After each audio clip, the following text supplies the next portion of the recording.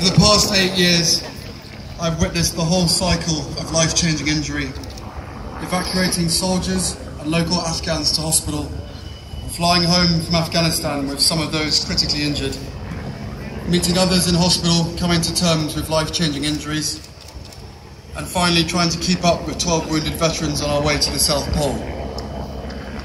I can only begin to imagine how challenging the journey of recovery is, but the admiration I have for these men and women to move beyond their injuries is limitless. Last year, through the Royal Foundation, I visited the Warrior Games in the United States, seeing people who, only months earlier, had been told they'll never walk again, and now winning medals in front of their family and friends was breathtaking. I knew that anyone would be inspired by what these men and women had achieved, not just other servicemen and women, but all those adjusting to life post-injury. Each of them have come such a long way. Even making it to the start line is a huge achievement. Their stories are amazing as they are unique. However, they all share one thing: sport.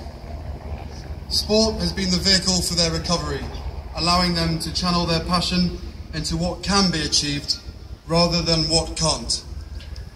No longer are these inspirational men and women defined by their injuries, but as athletes, competitors, and teammates.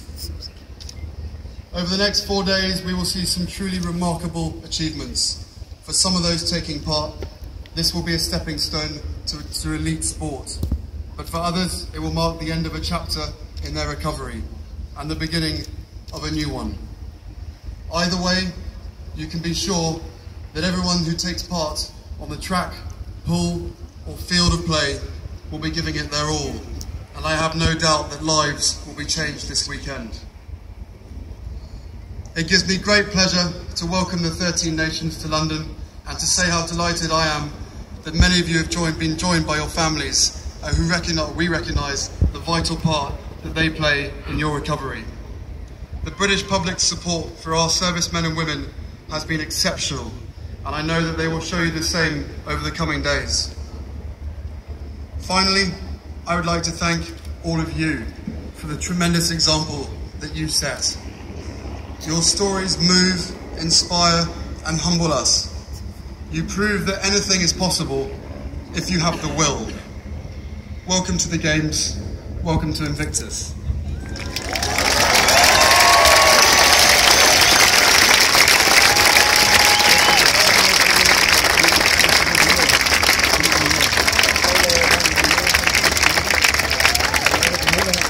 And now, the world premiere of Chris Martin's Invictus Anthem.